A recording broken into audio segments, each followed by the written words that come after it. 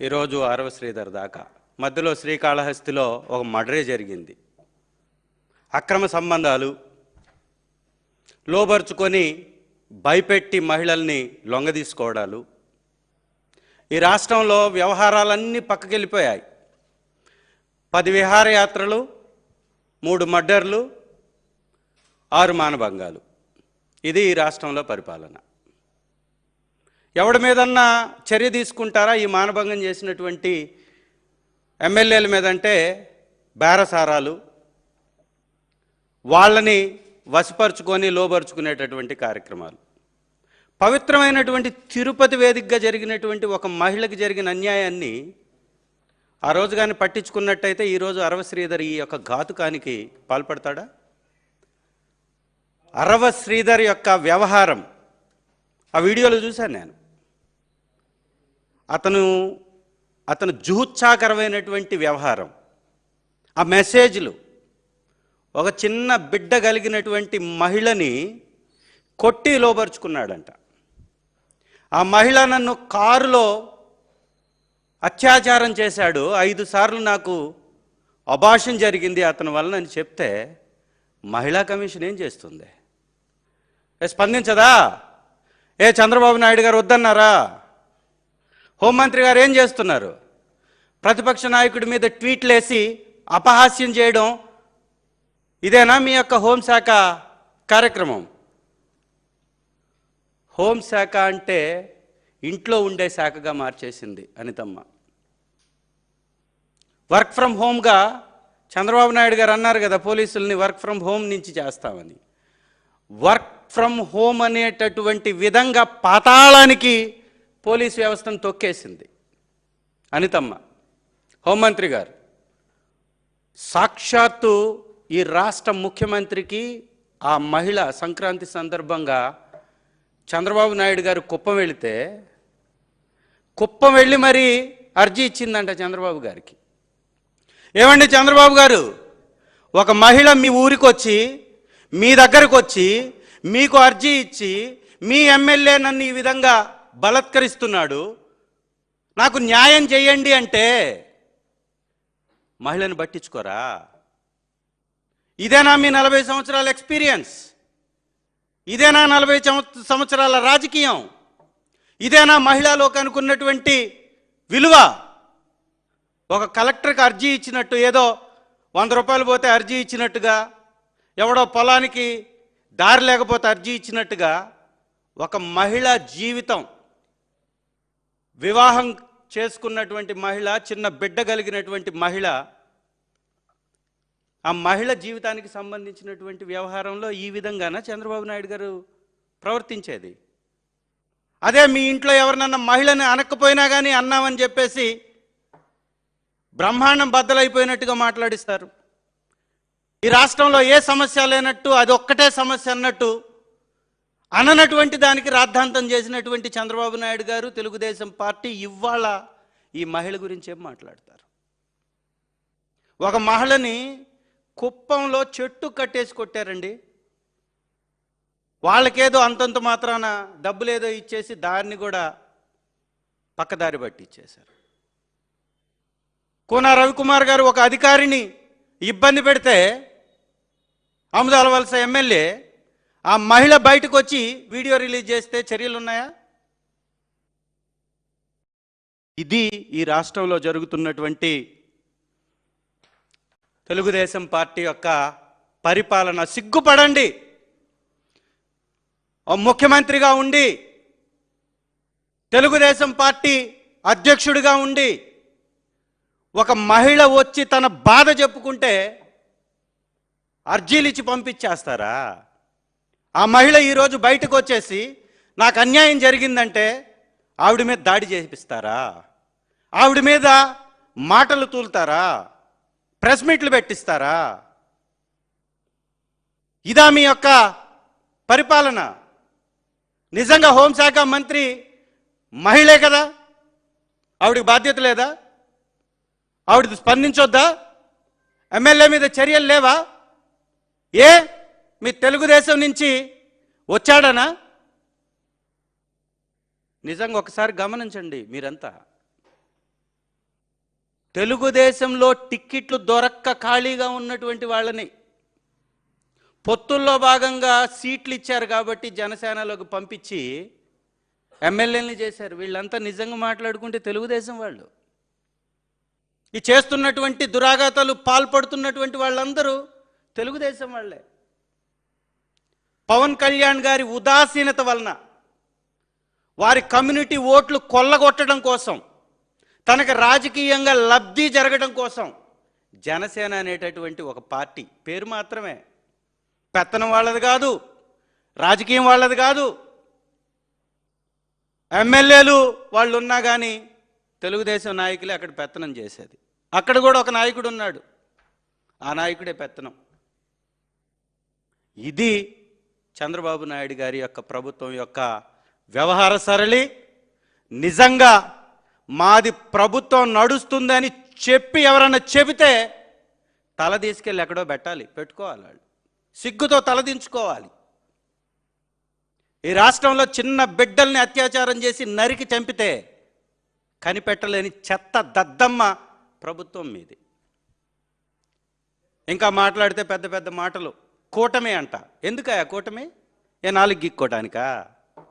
నలుగురు కలిసి పరిపాలిస్తుంటే శాంతి భద్రతలే కాపాడలేకపోతే ఈ దేశంలో ఉన్నటువంటి అన్ని రాష్ట్రాల కంటే అన్ని రాష్ట్రాల కింద దిగువ స్థాయిలో పోలీస్ శాఖను తీసుకెళ్ళి పెడితే, పాతాళంలోకి తొక్కేస్తే మీ ప్రభుత్వం ఉన్నట్ట, నడుస్తున్నట్ట? ఇంకా ఇది మంచి ప్రభుత్వం అని చెప్పేసి స్టిక్కర్లో ఈ వేదికగా చెప్తున్నా, ఇది మంచి ప్రభుత్వం కాదు, ముంచే ప్రభుత్వం, చెత్త పరిపాలన చేసే దద్దమ్మ ప్రభుత్వం. అందుకే ఈ తల్లి వీడియోలు బయటకు వదలాల్సి వచ్చింది. ఏం చేస్తుంది మరి? ఓ ముఖ్యమంత్రి దీనికి పరిష్కారం చూపించకపోతే ఈ వ్యవహారానికి ఏం చేస్తుంది మరి ఆ తల్లి? ఇవాళ బయటకు వచ్చి మాట్లాడితే నాగేందర్ అనేటటువంటి వ్యక్తి, జనసేనకు సంబంధించినటువంటి వ్యక్తి, విచక్షణ లేకుండా ఆవిడ మీద మాట్లాడతాడు. ఇంకా చాలామంది ప్రెస్ మీట్లు పెడతారు. సిగ్గు కూడా అనిపించదు వీళ్ళకి. మనం మాట్లాడుతుంది ఏంది? ఆ జరిగినటువంటి మహిళకు జరిగిన అన్యాయం ఏంటి? సుగాలి ప్రీతి అని మీరు చేసినటువంటి రాద్ధాంతం ఏంటి? ఆ కుటుంబానికి మీరు చేస్తున్నటువంటి అన్యాయం ఏంటి? మీ ప్రభుత్వంలో సుగాలి ప్రీతికి జరిగినటువంటి ఘోరం ఏంటి? అన్యాయం ఏంటి? ఇవాళ అదే అన్యాయం ఈ యొక్క మహిళకు కూడా జరుగుతుంది. ఇది వాస్తవం. కాబట్టి చంద్రబాబు నాయుడు గారు కానీ, పవన్ కళ్యాణ్ గారు కానీ, లోకేష్ గారు కానీ, హోంమంత్రి గారు కానీ ప్రచారం చేసుకోవడం కాదు, దావోస్ మ్యాన్ అంట. ఏమయ్యా, ఇన్ని సంవత్సరాల నుంచి ముఖ్యమంత్రిగా ఉన్నటువంటి వ్యక్తి దావోస్ నుంచి ఇతర దేశాలకు సంబంధించినటువంటి ఎన్ని సంస్థలను తెచ్చారు? పక్కనే ఉండే కంపెనీలు, ఆంధ్ర రాష్ట్రంలో తాడేపల్లికి ఇటు అటు ఉన్న కంపెనీలను తీసుకొచ్చి మేము తెచ్చామంటాడు.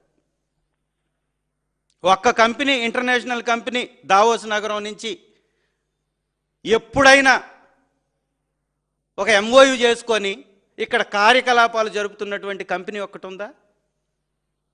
రాయలసీమ ఎత్తిపోతల పక్కన తెలంగాణ రాష్ట్రం ఆంధ్ర రాష్ట్రానికి అన్యాయం చేస్తుంటే మాట్లాడలేనటువంటి దద్దమ్మ పరిపాలన. ఏమన్నా మాట్లాడితే పోలీస్ వ్యవస్థను మా మీద ఉసుగొలపడానికి. వాళ్ళు కూడా రెడీగా అవినీతిలో పాత్రదారులు కాబట్టి, కూటమి నేతలు చేస్తున్నటువంటి మద్యం, ఇసుక, మట్టి వ్యాపారంలో భాగస్వాములు కాబట్టి మా మీద కేసులు పెడతారు. పోలీస్ శాఖ చేస్తుంది కేవలం వైఎస్ఆర్ కాంగ్రెస్ పార్టీ నేతలని జైల్లో పెట్టడం తప్ప పరిపాలన కానీ, శాంతి భద్రతలను కానీ ఈ రాష్ట్రంలో చూడట్లేదు అనేది ఈ ఉదాంతంలో కనపడుతుంది. ఈ చివరి నుంచి కుప్పం నుంచి ఇచ్చాపురం వరకు దళితులపై దాడులు జరుగుతున్నాయి. మందా సాల్మాన్ ఇంట్లోకి వచ్చినటువంటి వ్యక్తిని రాడ్లతో కొట్టి చంపేశారు. పొన్నూరులో సర్పంచ్ టీ తాగుతుంటే రాడ్డు తీసుకొని వచ్చి తల మీద మోదారు.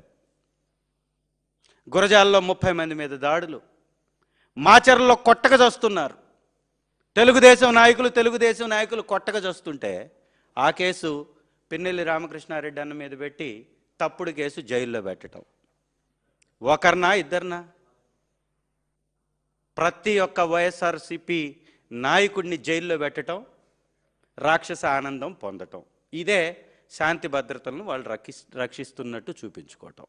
ఇప్పటికన్నా మానండి, ఇకనన్నా మొద్దు నిద్రని వేడండి, మహిళల్ని మోసం చేయడం మానండి. మహిళా లోకం అంటే మీకు ఏ పాటి చిన్న చూపో వారికి మీరు పథకం ఇచ్చే ఎగ్గొట్టి ఆ విధంగా ద్రోహం చేసి వాళ్ళ కుటుంబాలలో కూడా ఈ రకమైనటువంటి కలహాలు పెట్టి అన్ని విధాల మహిళల్ని ఇబ్బంది పెడుతున్నారు. ఇది మంచి సాంప్రదాయం కాదు, మార్చుకోవాలని వారికి హితవు పలుకుతూ ఆ యొక్క బాధిత మహిళకి అండగా వైఎస్ఆర్ కాంగ్రెస్ పార్టీ ఉంటుంది, ఎవరికైనా అండగా ఉంటుంది. ఎందుకంటే ఈ రాష్ట్ర ముఖ్యమంత్రే వారిని ఆదుకోనప్పుడు ప్రతిపక్ష పాత్ర, ప్రతిపక్ష బాధ్యతని వైఎస్ఆర్సీపీ పోషిస్తుంది. లడ్డు వ్యవహారం దగ్గర నుంచి ప్రతి దానిలో తప్పుడు విధానం అవలంబిస్తూ దిగజారిపోతున్నటువంటి కూటమి స్థాయి, ప్రజల్లో విపరీతంగా పెరిగిపోతున్నటువంటి వ్యతిరేకత, వీటన్నిటిని పక్కదారి పట్టించడానికి ఏవేవో కాకమ్మ కబుర్లు, అడ్వర్టైజ్మెంట్లు చేసుకుంటూ కాలం గడిపేస్తున్నారు. ఇది మంచి సంప్రదాయం కాదు. ఆ మహిళకి న్యాయం చేయమని మరొకసారి రిక్వెస్ట్ చేస్తూ, ప్రభుత్వాన్ని డిమాండ్ చేస్తూ ముగిస్తున్నా. Thank you. రెండో వీడియో రిలీజ్ చేసింది, ముఖ్యమంత్రి గారిని కుప్పం వేదికగా కలిశానని చెప్తుంది. మీరేం చేస్తారు? తప్పించుకునేటటువంటి కార్యక్రమం. మీరేమైనా చర్యలు తీసుకున్నారా? గుంటూరు ఎమ్మెల్యే గారి వ్యవహారం వచ్చింది బయటికి, చర్య తీసుకున్నావా? తప్పించుకున్నావు కదా. ఎప్పుడో వైఎస్ఆర్ కాంగ్రెస్ పార్టీలో కంప్లైంట్ చేయనటువంటి మహిళ, అది ఒరిజినలో కాదో తెలియనటువంటి వీడియో పెట్టుకొని రద్దాంతం చేశారు కదయా మీరు. ఇవాళ మహిళ వచ్చి కంప్లైంట్ చేస్తుంది కదా, 3 మెన్ కమిటీ ఎందుకు? నువ్వు ఏ విధంగా నిరూపిస్తావు? మొన్న రీసెంట్గా చూసాం, ఒక మహిళని వైఎస్ఆర్ కాంగ్రెస్ పార్టీ కార్యకర్త కాల్తో తన్నాడు, గర్భిణీ స్త్రీనని ప్రచారం చేశారు. చూశారు కదా మీరు. తీరా చూస్తే ఈ రాష్ట్రంలో గెలిచినటువంటి ఎంపీటీసీల్లో అతను ఒకడు, జనసేన ఎంపీటీసీ బయటకు వచ్చి చెప్పాడు, ఆ తోసినటువంటి వ్యక్తి తన్నలేదు, తోశాడు. ఆ వ్యక్తి చేతి మీద పవన్ కళ్యాణ్ గారి టాటూ ఉంటుంది, అతను జనసేన పార్టీ నాయకుడు, వైఎస్ఆర్ కాంగ్రెస్ పార్టీ నాయకుడు కాదు అని చెప్పారు. హోంమంత్రి కూడా మాట్లాడింది కదా, హోంమంత్రి కూడా ఈ విధంగా స్పందించింది కదా. ఏం చర్యలు తీసుకున్నారు? ఆ మహిళకి ఏం న్యాయం చేశారు? ఆ తప్పుడు ప్రచారం చేసినటువంటి ఈ కూటమి నేతల మీద ఏం చర్యలు తీసుకున్నారు? ఒక అబద్ధాన్ని నిజమని ప్రజలపై రుద్దుతున్నటువంటి చంద్రబాబు నాయుడు గారి మీద కానీ, లోకేష్ గారి మీద కానీ, పవన్ కళ్యాణ్ గారి మీద కానీ, లేదా వారి నాయకుల మీద కానీ ఏం చర్యలు తీసుకున్నారు? గుంటూరు ఎమ్మెల్యే గారి వీడియోలో దొరకలేదా? కోన రవికుమార్ గారి మీద ఆ టీచర్, కేవీబీ టీచర్ వచ్చేసి, కస్తూర్బా స్కూల్ టీచర్ వచ్చేసి కంప్లైంట్ చేసింది, ఓపెన్గానే చేసింది కదా. శ్రీకాళహస్తిలో మర్డర్ జరిగినప్పుడు ఎందుకు జరిగిందో మర్డర్ అందరికీ తెలిసినటువంటి సత్యమే కదా. ఎవరి మీద? ఆదిమూలం గారి మీద ఏం కంప్లైంట్ చేశారు? ఏం చర్య తీసుకున్నారు? కొలికపూడి గారి మీద విమర్శలు వచ్చాయి, ఏం చర్య తీసుకున్నారు? ఎవరి మీద చర్య తీసుకున్నారు మీరు? మహిళల్ని వేధిస్తున్నటువంటి ఒక్కరి మీద చర్య తీసుకున్నటువంటి ఉదాంతం ఉందా?